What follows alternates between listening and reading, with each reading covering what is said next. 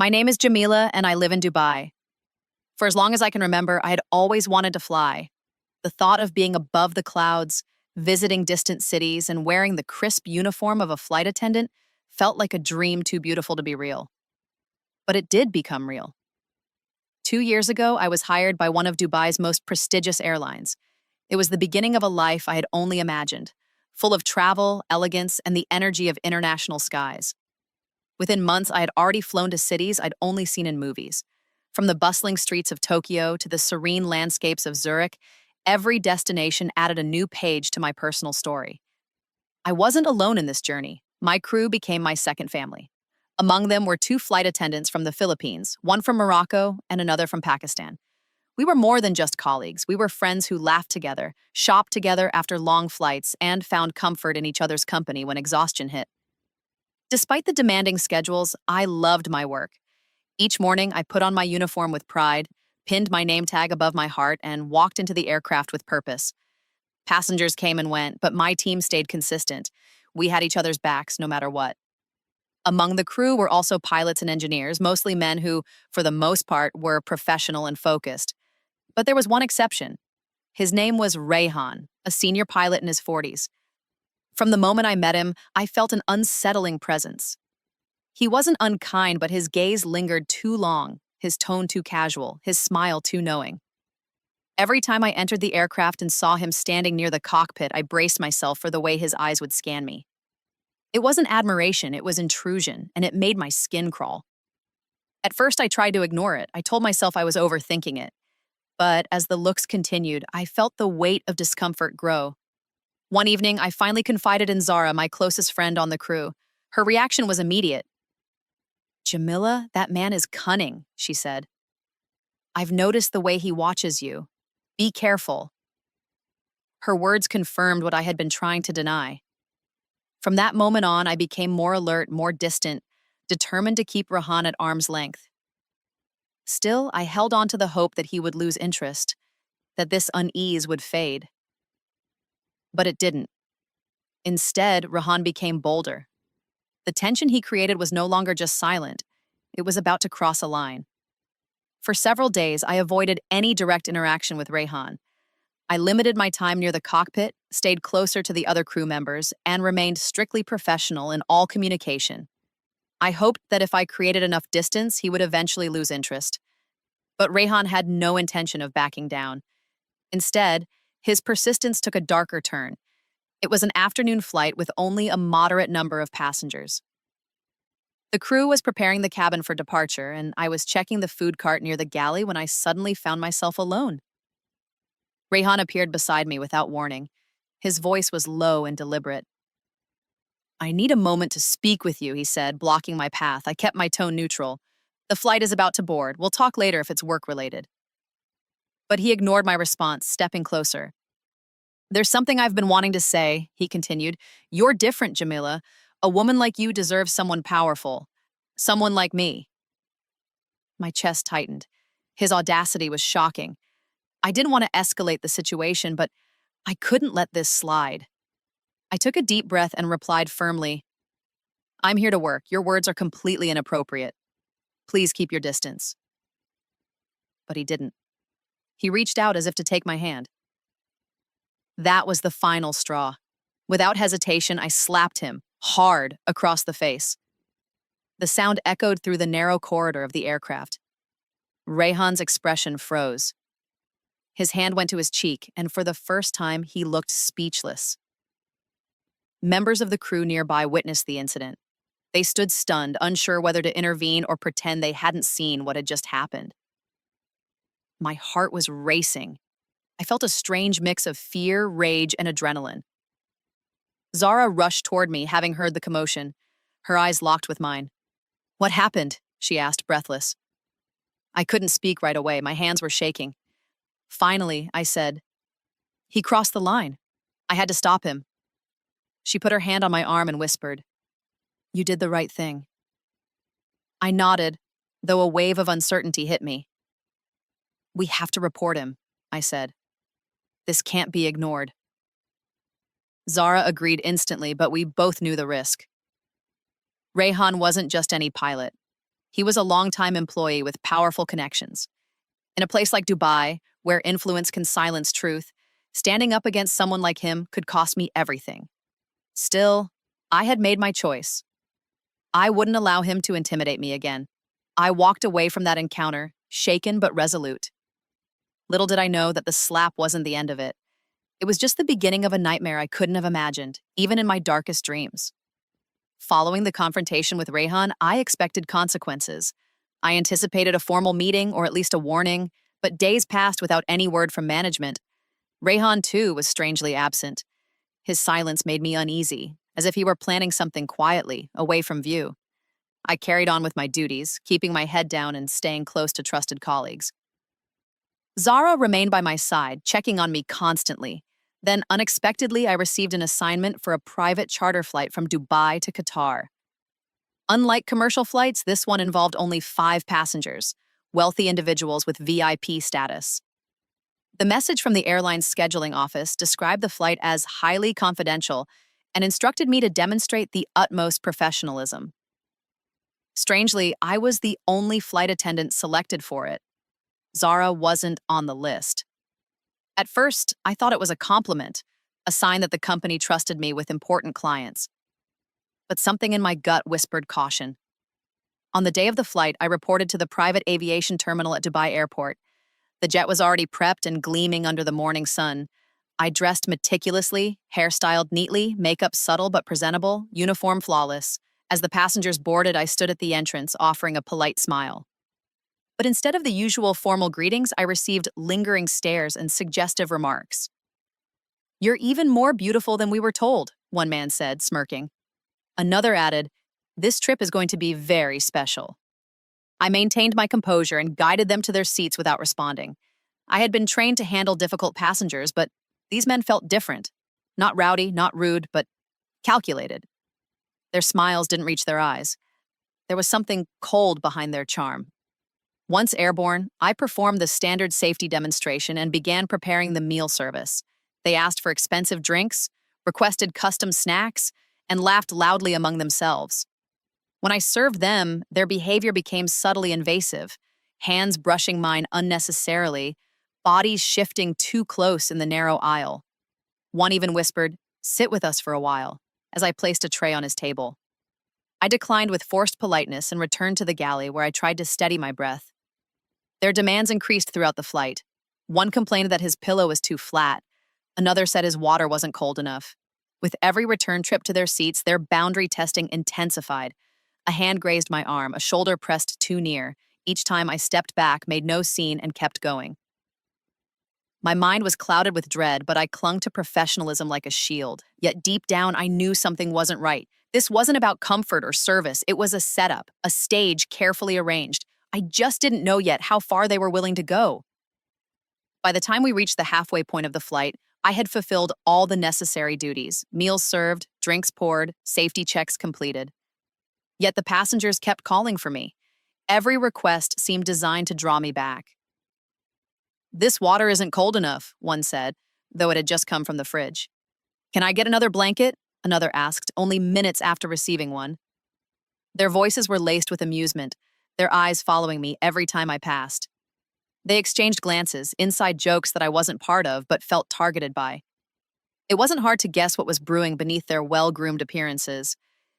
Each time I approached, I felt as though I were stepping into a trap. At one point, when I leaned forward to adjust a seatbelt, a hand brushed against my back. I turned sharply, but the man simply smiled as if nothing had happened. I swallowed my rising anger and reminded myself to remain calm. I couldn't afford to cause a scene 30,000 feet in the air, alone in an aircraft with 5 men who held power, wealth, and now a dangerous sense of control. I retreated to the galley, hoping for a moment to breathe. I took a sip of water, pressed my palms to the cold metal counter, and whispered to myself, "Just hold on until we land." But peace didn't last. One of the passengers buzzed through the intercom. He requested wine service in the VIP suite at the rear of the aircraft. It wasn't unusual for high-end clients to use the private cabin, but my instincts screamed that this was different. Still, I gathered the wine bottles, forced a composed expression, and walked toward the suite. The door was slightly open. As I stepped inside, I saw all 5 men waiting, lined up casually like they had rehearsed this moment. I placed the bottles on the table and turned to leave. Before I could take a step, one of them pushed the door shut behind me. A metallic click followed, the lock. My breath caught in my throat. I spun around, eyes darting between them. "I need to get back to my station," I said, voice trembling but steady. The tallest among them smirked. "No one's going to hear you here," he said softly, stepping closer. "Let's not make this difficult." My hands clenched. "Open the door," I demanded, "right now." But they moved toward me like a pack, surrounding me slowly. The walls of the suite felt like they were closing in. Panic surged through my veins. I backed away until I hit the edge of the table. One of them reached for my arm. I screamed, but it was useless. The suite was soundproof. There was no one else on board, no help, no exit, only 5 shadows and a nightmare about to unfold. The moment their hands closed in around me, time seemed to distort. I struggled, kicked, and pushed, but it was like trying to fight smoke. Every breath burned with helplessness. The air in that locked cabin turned heavy, suffocating. Their expressions weren't angry or aggressive. They were calm, calculated, as if what they were doing was planned and rehearsed. That terrified me even more. One of them grabbed my wrist while another laughed, brushing a lock of my hair aside. I kept pleading, kept shouting, "Stop!" even though I knew no one could hear me at that altitude. The soundproofing was too perfect, and I was too alone. My screams became cries. My cries became sobs. And still, they didn't stop. The world blurred. My uniform was torn, my dignity shattered. I felt my soul retreating, hiding in some distant corner of my mind as my body went limp under their weight. I wasn't even Jamila anymore. I was an object in their eyes, a trophy, a target, a punishment. Every second was a betrayal of everything I believed about humanity, justice, and safety. When they were done, they stood silently for a moment. No one spoke. No one offered a word of apology or explanation. One by one, they left the suite, each looking at me with cold detachment. It was as if nothing had happened, as if I was supposed to stand up, fix my hair, and keep serving drinks. One of them even chuckled before stepping out. "You'll forget this ever happened," he said. "You're in Dubai. We're untouchable." I lay on the floor for a long time. Minutes, maybe hours. It was hard to tell. The cold carpet felt like ice against my skin. My arms trembled. My legs wouldn't respond. My mind replayed every sound, every movement, every expression on their faces. I wanted to disappear, vanish into thin air, or simply wake up from this nightmare. But this was real. This had happened. Eventually, I forced myself to sit up. I straightened my clothing as best I could, wiping my face with the edge of my sleeve. The mirror in the galley reflected someone I didn't recognize. Disheveled hair, eyes swollen, cheeks stained with tears. I could barely walk, but I managed to reach the back kitchen, clutching the counter for support. The rest of the flight passed in a haze. I avoided eye contact, ignored every buzzer, and stayed hidden until we prepared for descent. The plane landed smoothly in Dubai, but I remained frozen in my seat. The 5 men exited the aircraft laughing, chatting among themselves as if they had just enjoyed a luxurious afternoon. Their suits were perfect, their faces unreadable. Not a trace of guilt. My entire body ached, but worse than the pain was the emptiness inside, the hollow silence where my voice used to live. Something had been stolen from me, and I wasn't sure I would ever get it back. As the aircraft door closed behind those 5 men, I remained seated, unable to rise. My legs had betrayed me. My hands were still trembling. The mask of professionalism I had worn for years had completely collapsed. I looked toward the front of the plane where Zara stood, waiting at the terminal below. Her eyes widened when she saw me. Something in my posture must have told her everything. She rushed to the foot of the stairs as I slowly descended, each step a battle between pain and gravity. I didn't have to explain. She saw it in my face, in the way I clutched the railing, in the distant look clouding my eyes. She reached out, took my hand without a word, and led me toward the company bus waiting to transport us. But I couldn't step into it. I pulled her back. "I want to go home," I whispered, my voice barely audible. She didn't hesitate. Within minutes, we were in a taxi, heading toward my apartment. The silence in the car was thick. I stared out the window, the city lights blurring into trails of color. My mind kept replaying the locked door, the smirks, the force, the cruelty. My body sat beside Zara, but my soul remained trapped in that airborne prison. When we arrived, she walked me inside, helped me into my room, then gently closed the door. I turned the lock and dropped to the floor, pressing my back against the wall. For a long time, I didn't move. I didn't cry. I just sat there, empty and hollow. Then, as if someone had flipped a switch, the tears came. Quiet, uncontrollable, endless. I crawled to the mirror, looked up, and saw a stranger. My reflection wasn't mine. Pale skin, cracked lips, red eyes, and hair tangled like the inside of a storm. I whispered, "Who are you?" but received no answer. That face no longer belonged to the strong, independent woman who once loved the sky. It belonged to someone broken. I spent the night curled up on the floor, the blanket pulled around me like armor. My phone buzzed again and again, but I didn't answer, I didn't speak, I didn't eat. Zara texted every hour, begging me to let her in, but I wasn't ready to face anyone, not even her. By morning, the sunlight crept in through the curtains, illuminating the chaos of my room. But the real mess was inside me. I hadn't slept, and I couldn't close my eyes without seeing their faces. I showered, hoping the water would wash the memory away. It didn't. That day passed like the one before, silent, dark, and heavy. The next day was no different, but on the third day, Zara arrived again, this time refusing to leave without hearing the truth. When I opened the door and looked into her tearful eyes, I knew I couldn't carry the weight alone anymore, and so I began to speak. I told Zara everything. Word by word, moment by moment, I painted the nightmare that had unfolded in the sky. She sat beside me, her hand gripping mine tightly, her tears falling freely. She didn't interrupt. She didn't question. She just listened, her silent presence giving me the courage to finish. When I was done, she leaned in and whispered, "We can't let them get away with this." But my voice faltered. "Zara, they're powerful, rich, connected. I'm just one woman. Who will believe me?" She looked at me with fierce determination. "Your silence is their shield. If you stay quiet, they win." Her words echoed in my head long after she left. I lay in bed that night, unable to sleep, staring at the ceiling, heart pounding. That familiar fear gripped me. What if they retaliated? What if I lost my job? What if no one cared? But something else stirred beneath the fear. Anger.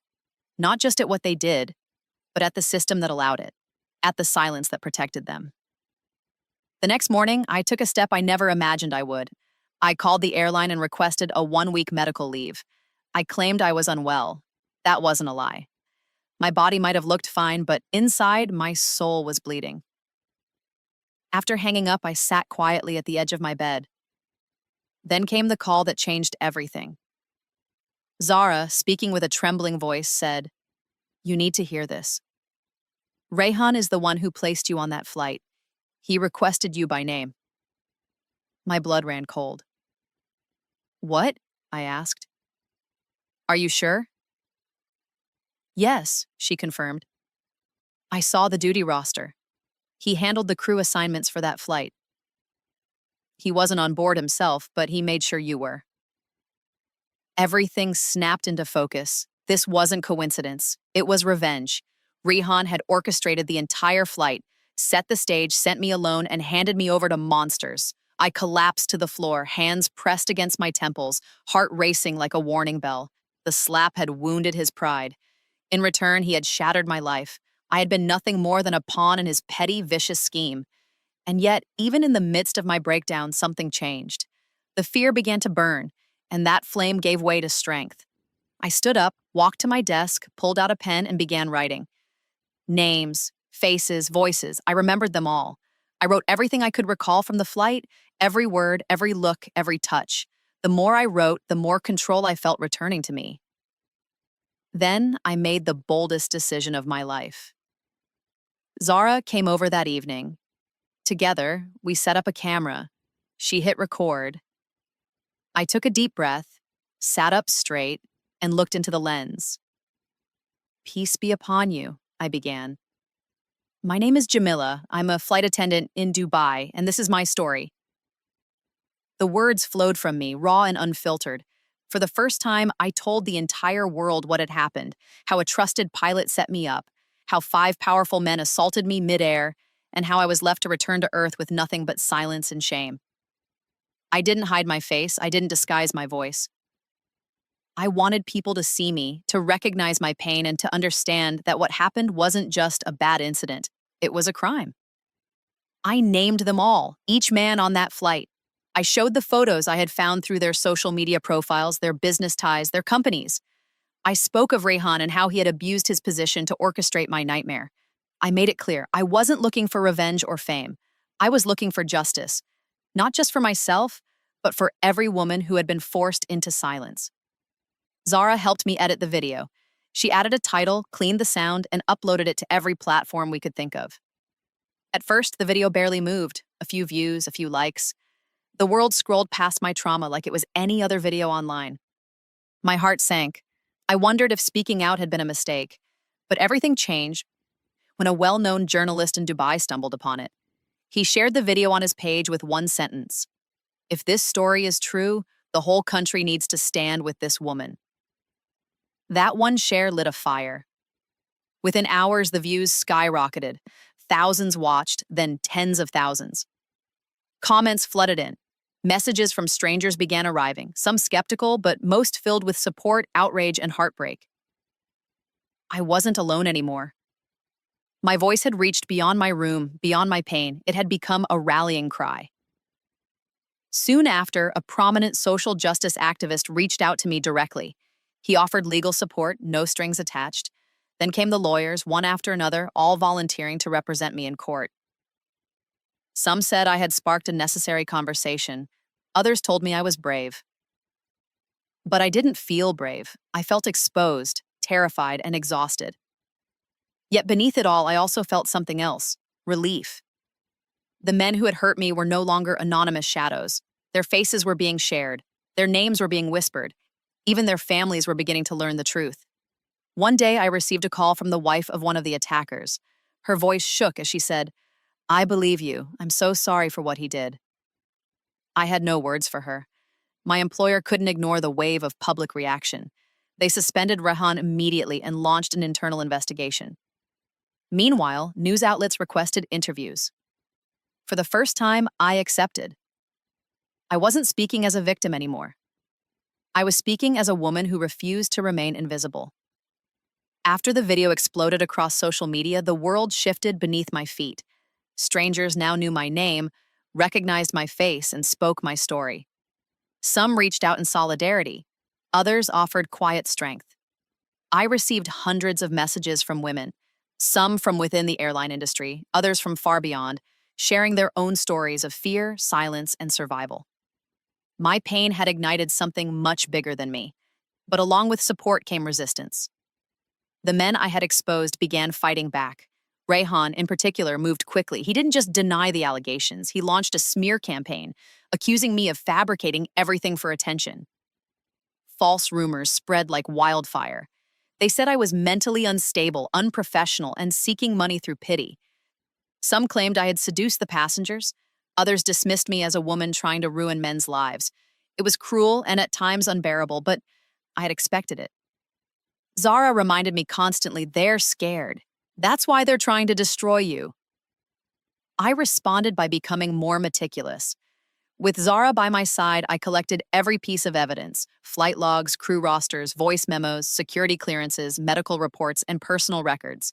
I even reached out to other flight attendants who had served on similar private routes. Some of them were hesitant, but a few admitted that they too had experienced questionable behavior on VIP flights. One agreed to testify anonymously. That gave me hope. Meanwhile, my legal team worked diligently. They combed through the video, validated the timeline, and prepared a formal case. The airline, sensing public pressure, hired a third-party investigator to review the incident. I was called in for a detailed interview where I repeated every detail I had already shared online, but this time with documents, timestamps, and names. Zara remained my anchor. She came with me to every meeting, took notes, reminded me to breathe when the pressure became too much. I no longer felt like I was walking alone. And yet, I also knew I had to prepare myself for a battle that could last months, maybe even years.